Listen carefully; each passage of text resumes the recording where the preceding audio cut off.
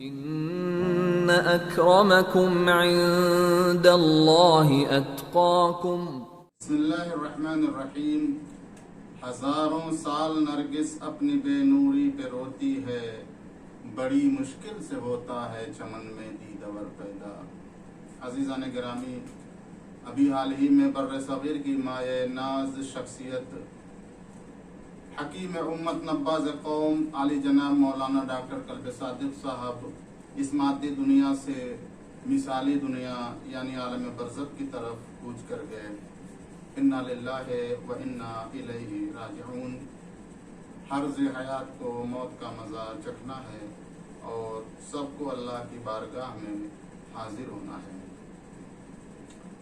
عزیزان گرامی، بشریت کا درد، امت کا درد، قوم کا درد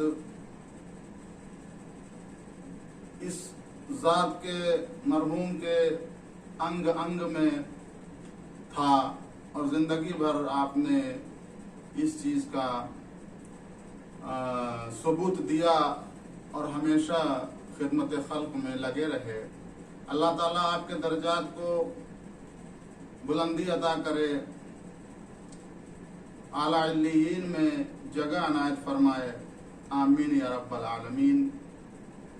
میں اس حوالے سے آپ کو لے جانا چاہتا ہوں، میں چونکہ ایک قرآنی مبلغ ہوں، قرآن کو محور بنا کر اسلام کی تبلیغ کرنا چاہتا ہوں، تو مجھے یاد آ رہا ہے سن 1990 کے آس پاس کی بات ہے، جب مرحوم اللہ مقامہ نے لکھنؤ کی نماز جمعہ میں یہ فرمایا تھا کہ 90% ذاکرین کبھی قرآن نہیں اٹھاتے۔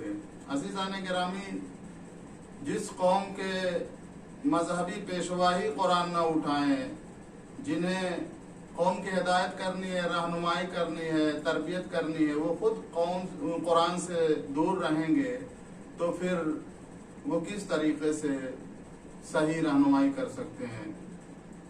تو اس حوالے سے میں نے سوچا کہ ایک پیغام میں بھی اپنا دے دوں کہ کس طریقے سے ہم قرآن سے مانوس ہوں، اس سے قریب آئیں، تاکہ ہماری پسماندگی دور ہو، ہماری عزت از دست رفتہ پھر سے حاصل ہو سکے اور ہم اپنا وہ مقام دنیا میں بنا سکیں جو اللہ نے ہمارے لیے مقرر فرمایا ہے، جیسا کہ خود اللہ تعالیٰ فرماتا ہے وَأَنْتُمُ الْأَعْلَوْنَ إِن كُنتُم مُؤْمِنِينَ۔ اگر تم سچے مومن ہوگے تو تم ہی برتر رہو گے۔ برتری کا مطلب ہرگز یہ نہیں ہے کہ ہم دوسری قوموں پہ ظلم کریں یا ان سے سوء استفادہ کریں، ایسا ہرگز نہیں ہے، بلکہ اس کا مطلب یہ ہے کہ ہم دوسری قوموں کی رہنمائی کریں، ان کے مفاد میں کام کریں، ان کی ہدایت کریں، جیسا کہ دوسری آیت میں ارشاد ہوتا ہے کنتم خیر امت اخرجت للناس۔ اے مسلمانوں، تم بہترین امت ہو جو ساری بشریت کے لیے، سارے انسانوں کے لیے نکالے گئے ہو۔ ان کی ہدایت اور رہنمائی کا جھنڈا تمہارے ہاتھ میں ہونا چاہیے، لیکن تم نے قرآن کو چھوڑ کر کے پسماندگی کی، ذلت و خواری کی زندگی کو ترجیح دی ہے۔ اور اللہ تعالیٰ اس قوم کی حالت کبھی نہیں بدلتا جو خود اپنی حالت نہ بدلنا چاہے۔ ان اللہ لا یغیر ما بقوم حتی یغیروا ما بانفسہم۔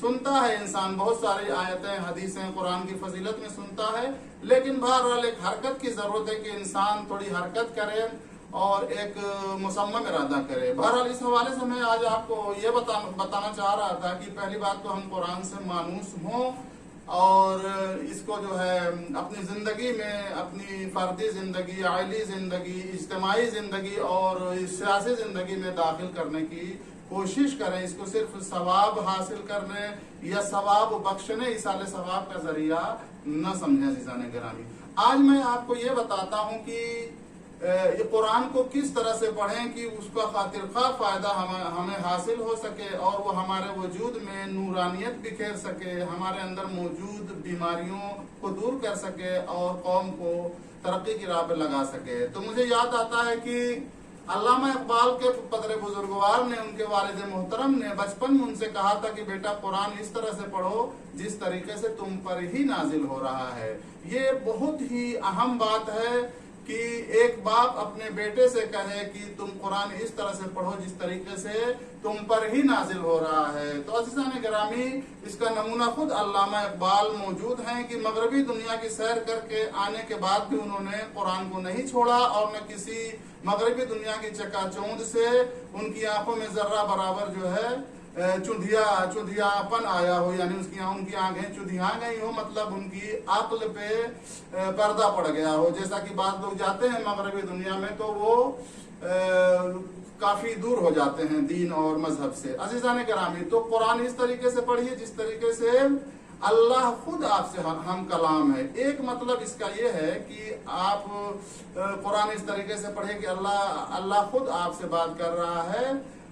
تو ایک تو یہ ظاہری مطلب ہے کہ اللہ جو ہمارا رب ہے، ہمارا خالق ہے، ہمارا مالک ہے، اس کی عظمت و شان و شوکت کو مد نظر رکھتے ہوئے اگر ہم اس قرآن کی تلاوت کریں، اور صرف تلاوت نہیں، اس کی اسٹڈی کریں، مطالعہ کریں، اس کا پڑھیں اور سمجھنے کی کوشش کریں، تو اس کے خاطر خواہ نتیجے حاصل ہوں گے. دوسرا مطلب جو میں نے اس علامہ اقبال کے والد بزرگوار نے جو نصیحت کی تھی، اس کا ایک مطلب یہ نکالا ہے کہ ہم قرآن اس طریقے سے پڑھیں جس طریقے سے کہ ہم صدر اسلام میں موجود ہیں. ابھی قرآن آ رہا ہے اور ہمیں سنایا جا رہا ہے، نہ کوئی تاریخ ہے، نہ کوئی فلسفہ ہے، نہ کوئی علم کلام کی پیچیدہ بحثیں ہیں. ابھی اس طرح کا کوئی مسئلہ پیش نہیں آیا ہے. تو آج بھی اگر ہم چاہیں تو ہر طرح کی تاریخی، کلامی، فلسفی وغیرہ وغیرہ بحثوں سے ذہن کو خالی کر کے ڈائریکٹ ہم قرآن سے سمجھنے کی کوشش کریں کہ وہ دین جو اللہ نے قرآن میں نازل فرمایا ہے اور وہ اصول و ضوابط جو اس میں آئے ہیں وہ کیا ہیں.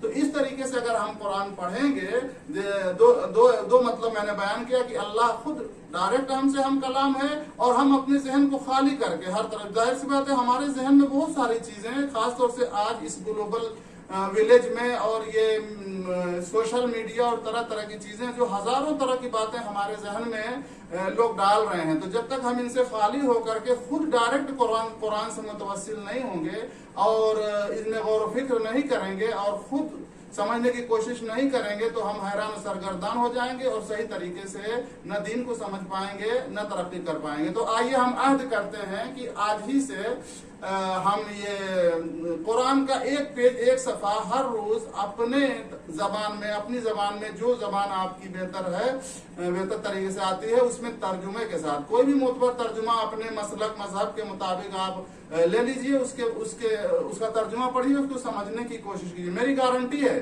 کہ آپ 90% قرآن صرف ترجمے سے سمجھ سکتے ہیں.